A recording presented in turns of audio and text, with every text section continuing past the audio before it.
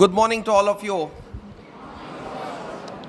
Vice Principal Mrs. Nirmala Joseph, my friend K. Raghu, the former President of the Institute of Chartered Accountants of India, and also the alumni of St. Joseph's College of Commerce, Secretary of the Alumni Association Samantha Pasha, my other colleagues in the council, respected teachers, my dear student friends, ladies and gentlemen. On behalf of the Old Students Association, I would like to thank Mr. K. Raghu for accepting our invitation and being here to address the union budget. All of you being the students from the commerce background, you need to know something basics about this budget. I thought I spent 2-3 minutes to speak to you on this union budget. If you really see, the union budget word is not there anywhere in the Constitution of India. The Constitution talks about the annual financial statement. The annual financial statement, what prepared by the union government and presented to the country, is termed in the commercial terms as the union budget. I am sure all of you are aware what the budget is, what is the implications on the economy, and what is the implication on the taxes. And predominantly you think that once we talk about the budget, it's only more to do with the taxes. What is the amount of taxes they collect? What is the reduction of taxes they are giving? What is the amount of rebates they are giving? Being a commerce student, at a macro level as well as a micro level, you need to know the economic implications also on this union budget. So I don't think we could have got a better person than Mr. K. Raghu. And K. Raghu has been a person who is instrumental in structuring the Chartered Accountancy course. He is the architect of designing the education for the Chartered Accountancy course. He is also on the board of the International Federation of Accountants. And it's a great honor to have you, Raghu. And we will have Raghu to address on this union budget.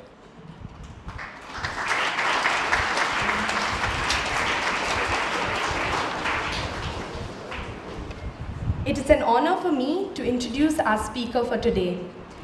CA K. Raghu, Senior Partner of K. Raghu and Company, has over 25 years of experience as a chartered accountant.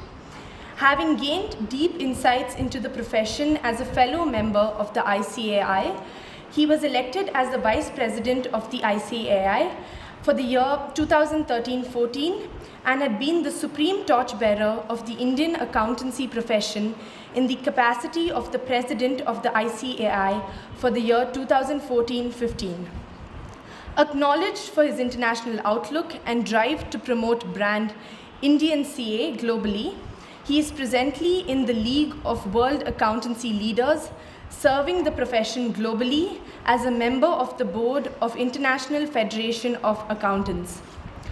CA K. Raghu has represented ICAI at Board of Insurance Regulatory and Developmental Authority, Audit Advisory Board and Government Accounting Standards Advisory Board, both constituted by Comptroller and Auditor General of India, to name a few. As the Central Council member of ICAI, he promoted XBRL as a member of the ICAI XBRL committee, facilitated setting up of 14 computer labs for students, oversaw the simplification of the online bank audit form, enabled the launch of a networking portal for members in practice, assisted in digitizing the CA journal. CA K. Raghu is a dynamic individual who is known to always make a change wherever he goes. He has made several contributions to the profession, including Cloud Campus and the ICAI mobile app. What makes such a distinguished man one of us is the fact that he is an alumni of our very own college. He completed his BCom in our college and was also a member of the Kannada Sangha. It's an absolute honor to have you with us here today, sir. I now request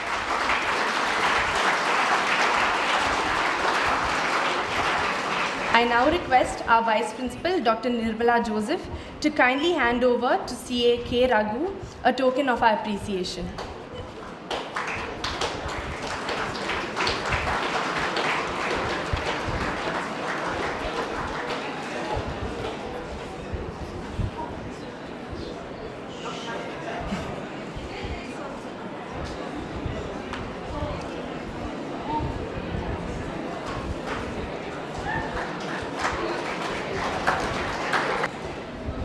I now hand over the mic to Mr. C.A. K. Raghu.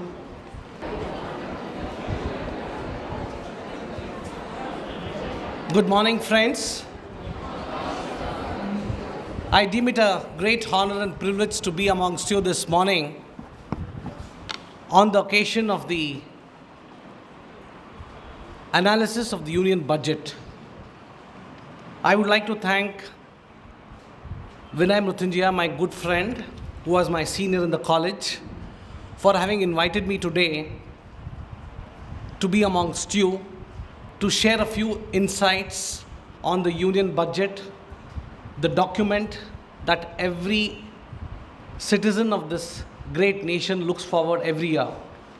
Thank you, Vinay, for having invited me, and I appreciate the excellent work that Vinay has done last year as the immediate past president of the Old Students Association.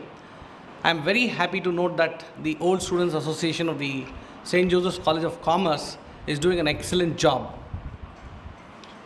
My compliments to Nirmala Joseph, the Vice Principal of the St. Joseph's College of Commerce, for the excellent way in which she has taken the lead to see that all the courses in this college is a big success. Just now, we were discussing with the principal the kind of popularity your college is having, and the mere fact that 3 students from your college have got ranks in the recently concluded CA final examination is something I can say a very big achievement, I could say, and a lot of credit should go to the teachers and the staff member of St. Joseph's College of Commerce for the excellent way in which they have groomed the students. In fact, my son also is here. Arjun also studies in this college, and I'm very happy that he tells me that this is a very good college. I'm very happy with the college, the campus, etc. I would also like to recognize the presence of Samantha, the secretary of the St. Joseph's Old Students Association, and all the other distinguished faculty members present here. Friends, as Vinay very rightly said, the Union Budget is one of the most comprehensive reports of the Government of India that is prepared every year. And today, we find that all the revenues of the government, the expenditure of the government is all mapped in one place. Most of you would have read this in your curriculum, part of your curriculum. All students of commerce, you know what a budget is. But what is very important for you to understand is that how budget would impact the economy, how it would impact each one of us. If you look into the current budget, you will have 3 major documents. One is the budget estimates for 2018-19 for the year 1st of April 2018 to 31st March 2019. Whatever would be the revenue collections, whatever would be the expenditure would come in the budget estimates. That is what is estimated by various departments of the government. Then we have the revised estimates for 2017-18. Whenever a budget is prepared, they realize that the funds allocated to a particular department is insufficient, so they revise the budget. So in the budget document, you have one segment that is known as the revised estimates for the current year 2017 ending in 31st March 18. And then we also have actuals for the year 2016-17. So these are the 3 components of any budget document, and it is important for you as students of commerce to understand that all these documents are very important for you to get a good reading of what is happening in our country. Friends, in addition to this, Vinay wanted me to talk on the fact how a budget is formulated. As you know, it's a very important document. A lot of effort is put in by the Union Government, the Ministry of Finance, and the Department of Economic Affairs under the Ministry of Finance takes the lead in formulating the Union Budget. Exactly this year, for the first time, the budget was presented on the 1st of February 2018. Generally, it's presented on 12th. The entire process starts 6 months in advance, where the Department of Economic Affairs, Ministry of Finance sends out a circular to all the government departments to estimate what would be their income and what would be their expenditure for the ensuing year. In addition to that, they also engage themselves and have a lot of meeting with various stakeholders. It could be investors, It could be the regulators like the Securities Exchange Board of India, the Reserve Bank of India, the Institute of Chartered Accountants of India. They also speak to SEBI. They have a lot of meetings wherein each of these organizations, the trade bodies, are asked to send pre-budget memorandum. A circular is sent to all of them asking them, if you have any suggestions for the coming budget, please send in your pre-budget memorandum. Being the president of the Institute of Chartered Accountants of India, I was closely involved in one particular budget wherein we were asked to give the entire recommendations by the Institute of Chartered Accountants of India for the budget, and we send in all our recommendations to the government well in advance, and we get these recommendations from the members of our institute. As you know, we have 250,000 chartered accountants and 8 lakh students across the country. We have a process where online members can give in their views on what the budget should be. We collate all this information, and pre-budget recommendations are sent by the Institute of Chartered Accountants of India to the Ministry of Finance. Similarly, you have CII, the Confederation of Indian Industry, you have ASSOCHAM, you have various other trade bodies in the country which provides the inputs for preparing the budget. Once all the stakeholders provide the inputs, there's a team in the Ministry of Finance that looks into each and every recommendation that has been made. They have various inputs that have received from various departments of the government, and then they go about making out this exercise. The entire process is confidential, and all the officials in the Ministry of Finance who are involved in the presentation of the budget have to be, you can say, closeted for a period of 15 to 16 days just before the budget is announced.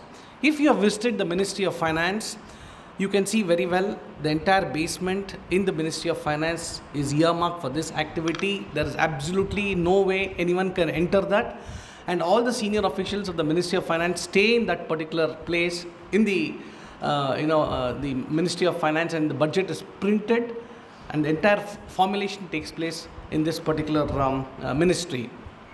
In addition to this, they also have consultations. The Finance Minister, Mr. Arun Jaitley, would speak to the Prime Minister, Mr. Modi.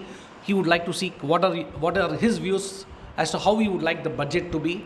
Modi, being the Prime Minister of the country, the leader of the nation, who is looking at transforming India, would like to give some suggestion to Jaitley. I would like to give a push to the rural India. I would like to give a push to health. I would like to encourage agriculture. So whatever points that are given by the Prime Minister and the Cabinet is noted down by the Finance Minister. And if you have seen the last 4 budgets that have been presented by Mr. Arun Jaitley, this is the 5th budget that is being presented. A thrust is given to certain areas in each budget. If you look into the thrust that is given in this year's budget, the Honorable Finance Minister Arun Jaitley has given a thrust to rural India, providing electricity connection, rural employment, agriculture, infrastructure development. More or less, you can say it's a populist budget, and the budget has been well received. I'm sure all of you have seen the experts' view on the budget.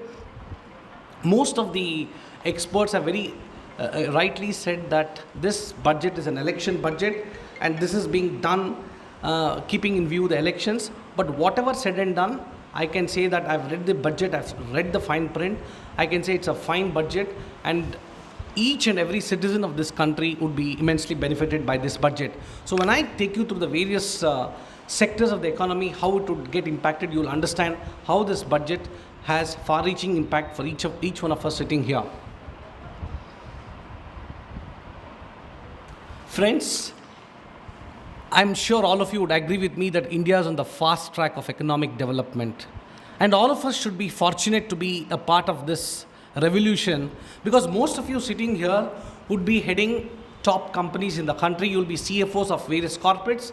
You will be the Director of Finance of various corporates. And it is essential for you to understand how this budget document would impact each and every one of us. Because tomorrow when you are the CFO of a company, you need to understand the fine print of this budget. So it is essential that right from today, as Vinay very rightly said, you need to start reading the union budget fine print from this year itself. So by the time you get into a job, by the time you start assuming responsibilities, you have the entire budget document under your control. If you look at the GDP that has been projected for the year 2017, it is expected to be at 6.7%, and it is likely to reach 7.2% to 7.5% in the year 2018. 18, 19. I would not like to go into what GDP is, all of you are aware of it. The fiscal deficit is pegged at 3.3% of GDP, which is again very good. But yes, the government is trying to put a lot of efforts to reduce the fiscal deficit. What do you mean by the fiscal deficit? It's a difference between the total revenue collection, the total revenue expenditure is the fiscal deficit. It's pegged at 3.3%. And what is very, very important, friends, is that today our economy is a $2.5 trillion economy. We are growing very fast, 7th largest economy in the world, and we are poised to be the 5th largest economy. And if you travel around the world, I had the opportunity to travel around the world to various countries. When I was a president, what I could see was that India is looked upon with great interest around the world. And the way India is growing, let me tell you, in the years to come, not very surprising that we move up to the fourth position or the third position. But yes, as of today, we are on the fast track of economic development. Having said this, two major structural reforms that was taken up by the government last year, all of you are aware, November 8th, 2016, when the demonetization was announced by the Honorable Prime Minister Narendra Modi. You saw the flurry of activity at your home. I'm sure your mother would be running to her cupboard to pull out all the old notes. She has kept it in her, in the locker. Your father would be busy trying to see how much he has to deposit in the cash, and each one of us would be excited with this development that took place. Let me tell you, friends, this is one initiative that was taken up by the new government that really created a huge impact. I think all of you saw the lines in front of the ATMs. If you went to rural India, the farmers used to just sleep in front of the ATM to draw money from the counters, to draw money from the cash. There was a cash shortage in the ATMs, and most of the ATMs said no cash available, and there was a restriction on your withdrawals. So what really happened is that the government wanted to reduce the black money in circulation. They wanted to reduce the counterfeit notes. They wanted to see how best they can reduce the black economy in our country, because traditionally, as all of you know, if you go to any business place, you go to a place like Chickpet. If you're familiar with Chickpet, everything is available. You can pay by cash. They ask you want a bill, you don't want a bill, and everything happens seamlessly. So what really is happening today is that with the demonetization coming, everyone is cautious. Today you go with 5 lakhs cash to the bank, the lady in the counter will ask you, where did you get this 5 lakhs? Do you have a PAN number? Have you linked your PAN number to your to your bank account? So it's not very easy for you to deposit 5 lakhs, and even if you want to withdraw 3 lakhs, the lady in the counter starts looking at you. So there is a sort of a fear that has been put in by demonetization, and that is one big change I see, because we deal with a lot of tax assessees who come to us, especially the business people, have been impacted by demonetization. And one sector that got heavily impacted is the real estate sector. Today, if you see in the real estate sector, there are no buyers for flats. Many flats are just available at discounted prices in a city like Bangalore.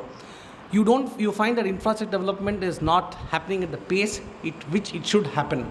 That is because of the fact that demonetization has removed the money in the system. And currently, as a director of the Indian Overseas Bank, I have been appointed by the Ministry of Finance. We found that a lot of money came into the banking system post demonetization. When we were reviewing the performance of the bank, we have what is known as a current account savings account ratio, CASA ratio. We found that our current account and savings account balances across the bank had gone up. So this goes to prove that today everything is getting channelized. But as you know, Indians are smart. Indians are capable of trying to, even try to see how best they can evade the tax. But one thing that has happened in demonetization, it has brought in a lot of fear in the businessmen that they have to do the business in the right way. Then the next big change that happened was GST.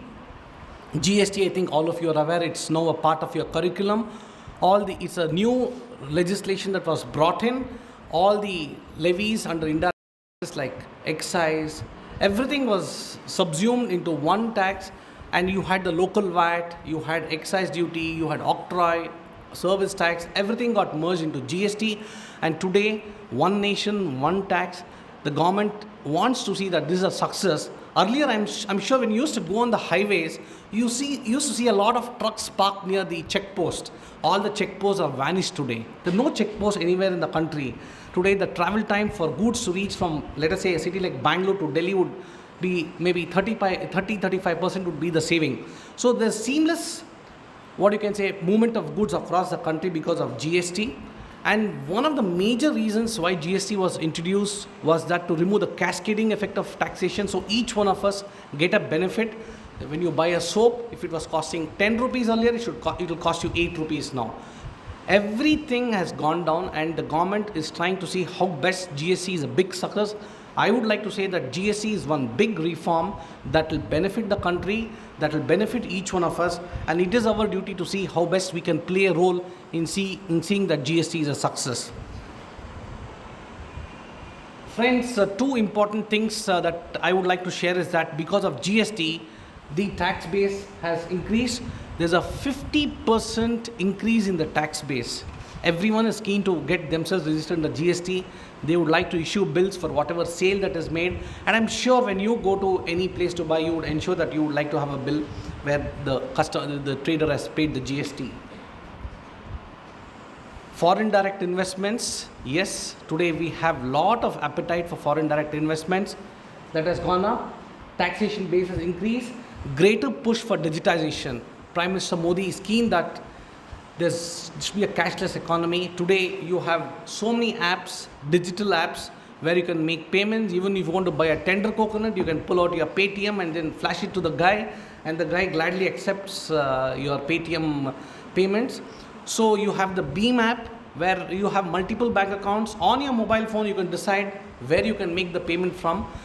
The banks across the country have been instructed by the government to see that they give a big push for digitization, not only in India, urban India, but also rural India. So what would happen for all of you is that with digitization, you have the evolution of fintech companies, financial services and technology getting integrated. Today, there are plenty of job opportunities for all of you in the fintech space. The moment you finish your MCom, the moment you finish your MBA, the moment you finish your BCom, if you're not interested to do CA, the best thing for you is to get into a fintech company. If you see the advertisements in the paper, there are so many opportunities in the fintech space. And I request each one of you present here that if you're looking for a career in the fintech space, it's an exciting opportunity for you to get into this space. The government has given a big push for digitization, and I'm sure each one of us would be benefited in this change that is taking place in the economy. Recapitalization of public sector banks. Today, public sector banks require money. What is happening is the public sector banks lending money. We have lot of willful defaulters, people who borrow money from the bank. Rather than using it for running their business, they use for foreign travel, they use for investing in real estate, they divert the funds, they're not able to pay up to the bank, as a result of which the non-performing assets of each of the public sector bank every year is increasing. All of you have seen the classic case of Kingfisher Airline, where so much of money was borrowed from all the public sector banks, and today the government is trying it best to see how best it can bring the money back into the banks. So what is really happening is that the government is introducing a lot of money into the banks to make it much healthier, because one big concern for the public sector banks today is that mounting NPAs. Then we have the insolvency and bankruptcy code. I am given to understand that way forward that will be integrated in your course, that will change the whole dynamics of the way the lender and debtor relationship happens. Manufacturing sector is on a growth path, and today we find that a whole lot of activity is happening in India. And in this change that is taking place, I think this budget has given a thrust for growth, revitalizing rural and fiscal economy, agriculture, infrastructure, health and education. What I plan to do in the next few slides is that I'll just take you to the main important things. I've just put up this slide for you to read it. What the government plans to do is that today, as you know, those days we had the agricultural revolution, like today how we have the fintech revolution, we had the agricultural revolution. Prime Minister Modi knows that today majority of the citizens of our country are still dependent on agriculture. I'm sure whenever you go on the countryside, you see how many people are involved in agriculture, how many families are dependent on agriculture. So they want to improve this sector. They want to ensure that whatever revenue per acre of land that is being generated is more than double what they're earning today. They also want to see they get higher price realization. If you go to a country like Japan, you'll be surprised to know when you go on those bullet trains, the trains go at a very high speed. You can see so many pieces of land where automated machinery is being used to, to produce wheat or rice. And today, if you take a country like Japan and take a country like India, the production that takes place in one piece of land in Japan is 4 times the same piece of land in India. So the government is keen to see that the price realization from each acre of land is more. They want to see how the production can be improved in that particular piece of land. They want to support them by providing them with loans. They want to institutionalize agriculture finance. And today we find that a whole lot of technology is being used. The government is keen to set up warehouses. They want to give them information that is useful to them to predict what the prices is. Today, if a farmer has grown onions or potatoes, and if he's harvesting, let us say at the end of this month, he would like to know what would be the prices. So everything is getting automated. You have the ENAM network, National Agriculture Market, where the farmer sitting at the comfort of his home will know what will be the prices of onions and potatoes the coming week. He can store it, he can warehouse it, he can sell it in the market. A whole lot of changes are taking place in the agricultural space, and I believe that considering the fact that India is an agricultural economy, a lot of impetus is required, and very rightly the government has done it. Coming to the rural economy, whole lot of toilets. I was involved in an NGO. If you go to a place like Devanahalli, you will be surprised to know absolutely no toilets for the school children.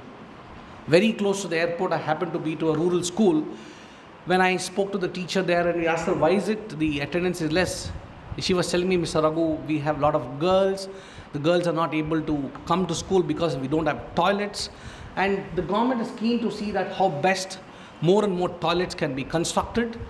They want to give a thrust for providing LPG connections to all the rural poor and construction of rural household. And what is really happening is that today, rural India requires a lot of support. There's so much of opportunity for each one of us to play a role in trying to see how best we can transform rural India. Education, very rightly the government has given a thrust for education. All of you have heard of Prema Jaikumar. She was a daughter of an auto rickshaw driver. She got the first rank in CA final.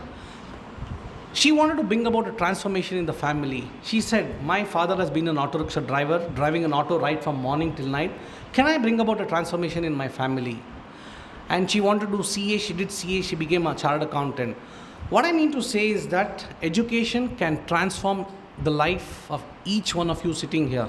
A high quality education from a reputed college, a reputed institute would bring about a big change. Even to this day, when I go somewhere, when I say I am from St. Joseph's College of Commerce, let me tell you friends, people are very, very happy to know that I am from a reputed college in Bangalore. All of you will have the same advantage the rest of your life. When you say that you are a student of St. Joseph's College of Commerce, people will look upon with high esteem. Having said this, the government has given a very good impetus for education, because if one person in the family is educated, the entire family can be transformed. Yesterday, I happened to meet a friend who was from Rajasthan. He said, Raghu, my family comes from a rural family. We have an agricultural family. I was the only chartered accountant in my family. I have 3 sisters and 2 brothers. We have absolutely no money to even run our family. The moment I became a CA, there's a complete transformation that took place in my family. So one educated individual in one family can bring about a big change. So the government has tried to see how best this can be achieved. They've tried to integrate the Bachelor of Education program so that the quality of teaching improves. Because quality of teaching, when we talk about teaching, we just can't talk about teaching in reputed colleges. You have to look at the teaching at the rural schools and the rural colleges. They plan to do that. They plan to set up a railway university, 18 schools of planning and architecture, and blackboard to digital board. Gone are the days where you have a chalk piece to be used to write the whole thing. the entire country is moving towards digitization, and they're very rightly using the new portal Diksha to see how best education can be delivered using online services. And in the CA Institute, we utilize a lot of technology. We have a mobile app, we have an e-learning course, and St. Joseph's College of Commerce also has taken the lead to see how best technology can be used to provide quality education to the students. Health is one big change that has taken place. The entire budget today is focusing on health. I'm sure all of you would agree with me. You go to a hospital like Manipal, you go to a hospital like Columbia Asia, you go to a hospital like Fortis, even for a 3-day hospitalization, you have to end up spending 2 lakh rupees. If there's a major surgery that takes place, like an open heart surgery or a kidney transplant, it will run to 5 to 7 lakhs. Tell me how many of the middle class families can afford this kind of hospitalization? Today, very honestly, I can tell you, friends, every individual, the moment he crosses 50, is bothered about his health. Then he looks into his bank balance, he finds that he's not having adequate bank balance to take care of his health. Very rightly, the government has stepped in and they've said, we would like to support, and almost 10 crore families would be benefited, and the insurance coverage would be 50 crore population would be covered. I think this is one big push given by the Modi government. If I would like to compliment Mr. Modi for one big change that he has brought about, it is for this change Mr. Modi has brought in, wherein he is keen to see that how best this is a big success. But yes, implementation is not easy, implementation is tough. And if you have seen the panel discussion that took place on the day of the budget, we had the chairman and managing director of Medanta Hospital. Medanta is one of the top hospitals in Delhi, where not even middle class, not even upper middle class can afford a hospitalization there. He was telling me there's a lot of spare capacity in these premium hospitals. Let it be super specialty hospitals, and any of the hospitals, there's a spare capacity of 30 to 40%. He said if the government can work with us, we can ensure that 30% capacity is used to provide healthcare for the common man. So this is one big, I can say, credit that goes to Modi for giving in healthcare for almost 50 crore families. That is the reason it's called as Ayushman Bhava budget. And in addition to that, they're also planning to set up number of medical colleges, and they want to also set up more than 150,000 wellness centers. What do you mean by wellness center? Today, because of various reasons, people have diseases. You can say the number of people having diabetic is so high in a country like India. A wellness center is something that can guide them and help them to manage the disease better. 150,000 wellness centers across the country would try to see how best each of the women or men in the particular village can go and reach out and get free drugs, free treatment, and this is something which the government has really done a good job. Infrastructure, I think we have the best airports in the world. Do you agree with me? I'm sure the kind of travel what all of you have done, we have never traveled. The first time I traveled in an aircraft was after I finished my CA. Can you believe it? I qualified as a chartered accountant in 1990, and immediately after I finished my chartered accountancy, I had an opportunity to go for an audit, and I had to fly Air India. And that was a big thing, getting a ticket and then trying to reach the airport well in advance, flying for the first time. But today, you find that people fly. It's very common for people to fly, and they are keen to come up with more air connectivity. And if you see the airports in India, whether it's the Delhi airport, the Calcutta airport, the Bangalore airport, I can tell you state of the art. I have seen airports in many countries, and today our airports are extremely good. They've leapfrogged, you can say, like how telecom, we are leapfrogged. Like if you use a telephone in US and use of telephone in India, it's the same. There's no big change. Whether you're using data in US or here, except for maybe a very small difference, the speed, I think more or less the experience is the same. So we find that infrastructure is very critical for the growth of the economy. You need to have good airports, you need to have good metro stations, you need to have good roads. Metro stations today, I was in Lucknow last month. I was very happy to see in a place like Lucknow, such a good metro system is coming. So many big cities in the country are having state-of-the-art metro systems. And the Bharatmala project, which plans to link all the interior roads, the border roads, is something very good. And I'm sure the smart cities is something which all of us should look for, because everything would be connected. The moment you enter your house, you have an automatic, a sensor that can detect, and the garage door opens up and you can put your car. The moment you enter your portico, your door opens, everything would be automated. The houses also in the smart cities would be automated. You have the best architects of the world working on this project, and 100 smart cities would come up in the next 5 to 6 years. About 10% of the work has happened, 90% of the work is yet to happen. So infrastructure is very critical for the growth of the economy. So ports, airports, roads, smart cities are something which are very critical. The government has given a big push for all these sectors. These are some of the other things. Wi-Fi hotspots, Wi-Fi hotspots to provide broadband to rural citizens. Digital India program, all this is something very important. MSME, today you talk about medium and small enterprises. India has got a lot of small enterprises. We were just discussing, not everyone can get into a job in Infosys or Wipro. You can get a job in an MSME also. You go to Pina, there's so many successful enterprises having a turnover of 500 crores, 1000 crores. But all of us look at Infosys, we look at Wipro, we look at MNCs, we look at Standard Chartered Bank, we look at getting into, all the big listed companies. But there are a lot of opportunities for the commerce students, each one of you in the MSME space in India. Because if you see the kind of demand for finance professionals, the MSME space is very high. The government wants to encourage that. They want to provide online loan sanctioning facility. Startups. India is the startup capital of the world. If you see a city like Bangalore, the kind of startups what you have, so many startups come up every day, and they're looking at funding, venture capital funding, looking at angel investors. The government wants to set up a mechanism for that. And today, what is also happening is that they want to see that the EPF contribution rate from 12% to 8% for women employees for the first 3 years. If you go to Australia, you'll be surprised. Today, let us say I'm having a lakh of rupees. What I do, I either put it in a fixed deposit, and I find the rate of return is very low. So what do? I put in a mutual fund, which has got a better return. But yes, of course, there's no protection on your capital. Then I think of investing in real estate. But with 1 lakh, can I invest in a flat? I can't even look at a flat for investing in 1 lakh. In Australia, what they've done is they've come out with what is known as the BRICS exchange. Let us say Prestige has got a big project of 1,000 flats coming up in Whitefield, and you're keen to invest in that flat, but each flat costs 3 crores. You have just 30 lakhs with you. What do? Today, we know that the cost of the flat is 3 crores. You see your bank balance, just have 30 lakhs. You shy away from it. Am I right? But in Australia, what they've done is, even for a guy who's got 30 lakhs, he can invest in the BRICS exchange. They've created what is known as BRICS as a unit.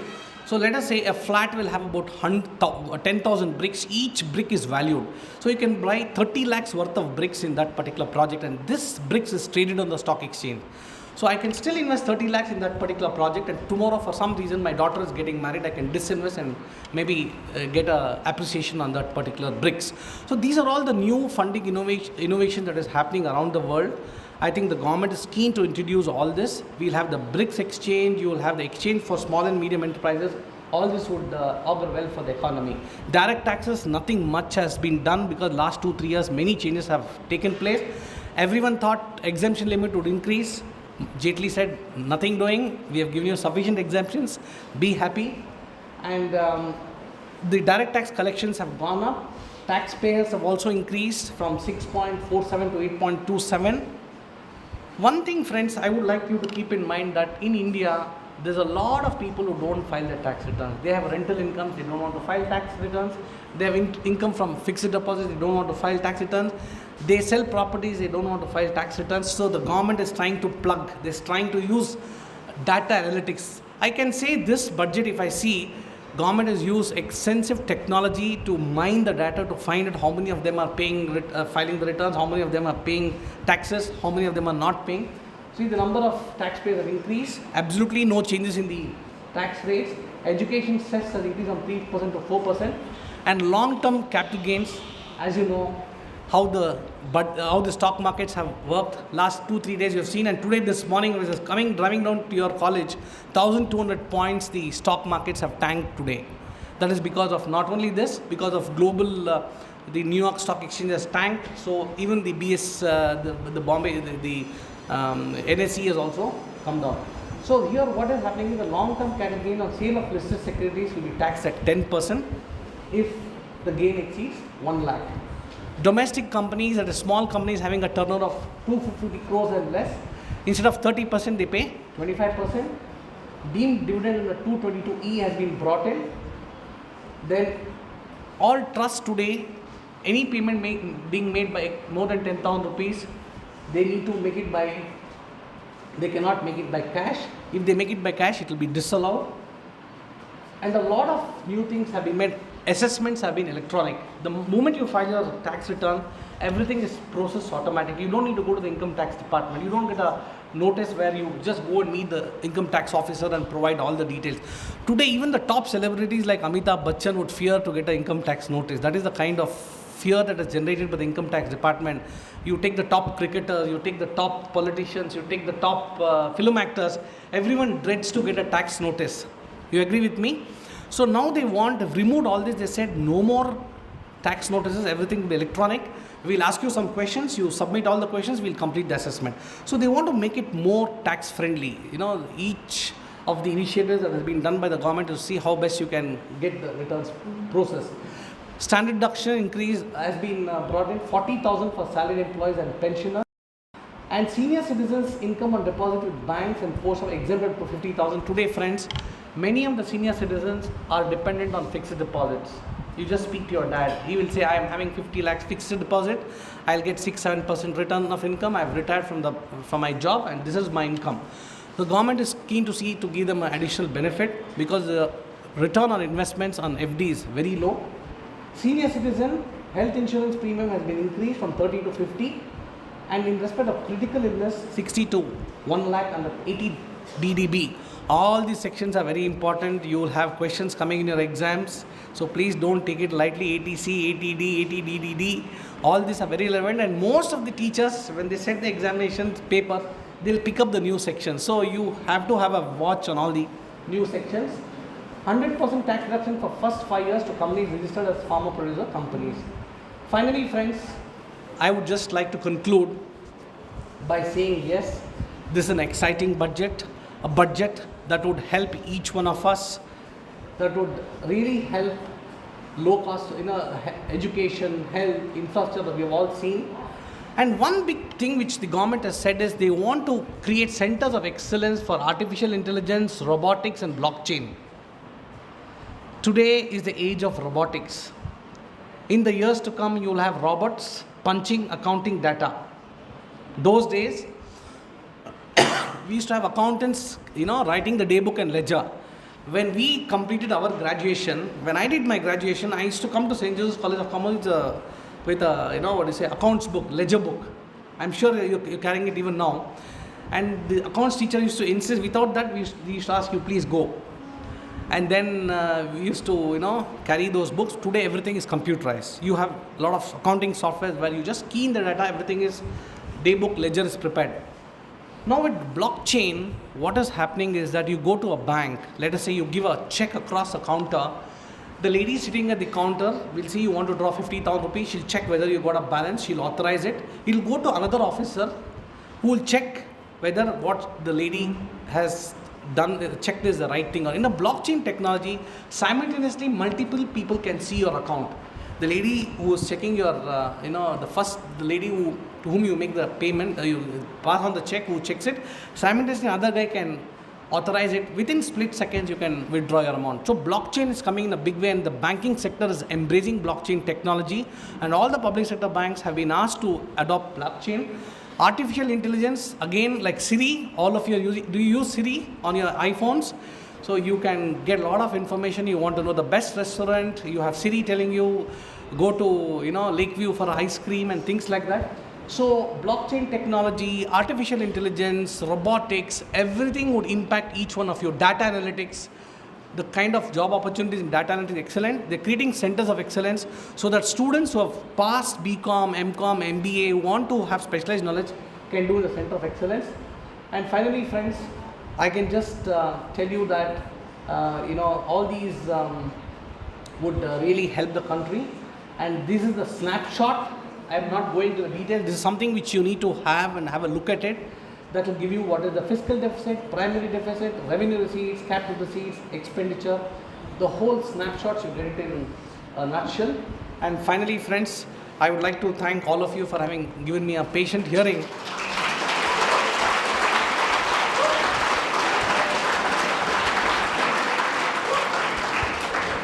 And only one suggestion to you, since all of you are, completing your graduation shortly, maybe 1 year, 2 years from now, I can tell you, you're all extremely lucky. Why you're lucky is that you're getting into the, once you finish, you get into a job or you set up your own practice or whatever it is, you're getting into the right time. When there's a revolution that's taking place in India, a digital revolution is taking place in India, and all of you are extremely lucky to be a part of this revolution. Thank you.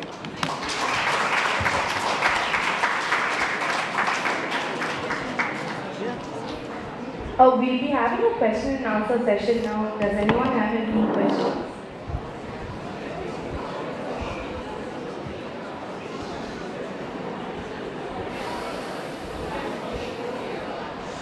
Good afternoon, sir.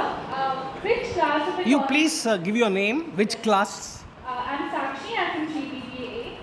I wanted to ask you, which class of economy do you think is the most affected with the budget, or which sector is most affected with the budget? You see.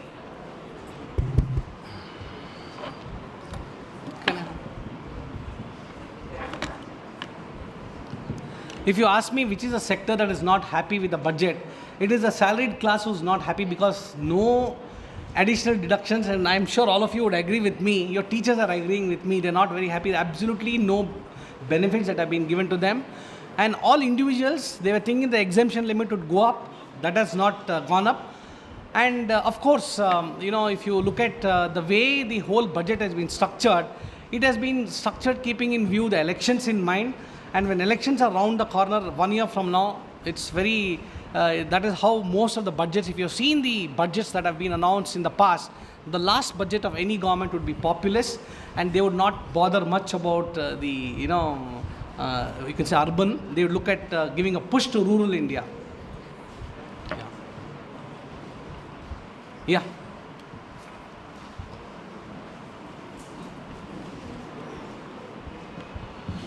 Sir, I'm working on 3B.C. Sir, in the same financial year, there's been a loan waiver that's happened. There's also a lot of talk about bad credit culture among farmers. And you can see in the budget again that they've increased the credit for farmers again in agriculture.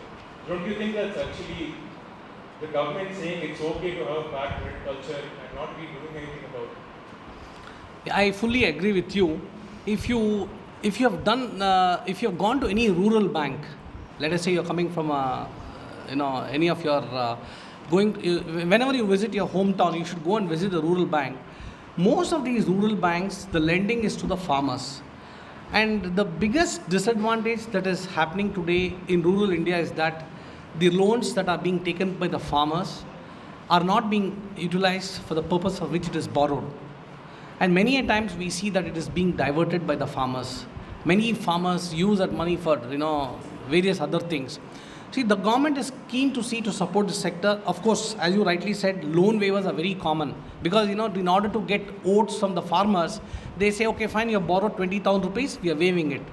And as a result of which, the farmer looks at the loan waiver every time. The moment he borrows, he knows that he is not paying it. This is something which, there's you can say, a bane in our country, and only if the collection mechanism is strong, if the farmers believe that yes, we need to contribute back to the bank, things would improve, or else we have to live with this problem where there are a lot of NPAs in the farm loans in the country.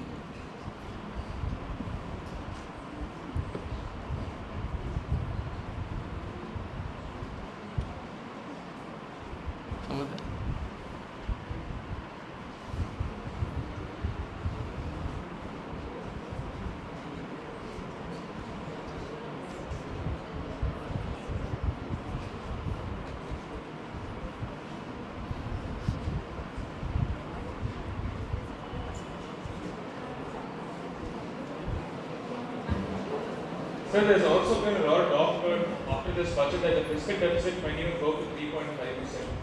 Normally, a higher fiscal deficit means a bad credit score internationally. So, doesn't that normally mean the foreign investments might decrease. Isn't that a threat? The government is keen to bring down the fiscal deficit. That is the endeavor of any government, to see how best they can reduce their expenditure, increase their revenues. The government is banking upon indirect taxes. See, today, if you look into the entire revenue receipts in the union budget document, you have almost 40% coming in from direct taxes, other 40 to 45% coming from indirect taxes. When we talk about indirect taxes, it's GST, direct taxes, it's income tax. Now, the government is trying to increase the tax base. More number of taxpayer, more tax comes in. So what is really happening is that if they want to reduce the fiscal deficit, they have only two options: increase the revenue by way of direct taxes or indirect taxes, or reduce the expenditure. And as you know, if you have seen in the past, revenue expenditure, the government is not able to reduce. It is absolutely insufficient, whatever is being budgeted itself. So their focus is always trying to maximize revenue. In addition to that, they also have inflows coming from disinvestment. As you know, this time they have done a record disinvestment, and in the next year, the government is planning for another round of 80,000 crores of disinvestment, and the first one to be on the list is Air India. Air India is something which the government is keen to, make 3 subsidiaries and sell it off. So what is happening is that until and unless the government doesn't increase the revenue, reduce expenditure, the fiscal deficit would stay at 3.2 to 3.5. So the only way the government can do is to increase the tax buoyancy, and that can happen with more number of taxpayers coming in. And I'm sure with GST coming in this year, the complete benefits of demonetization and GST would be seen in this particular year, 2018-19. So thank you very much.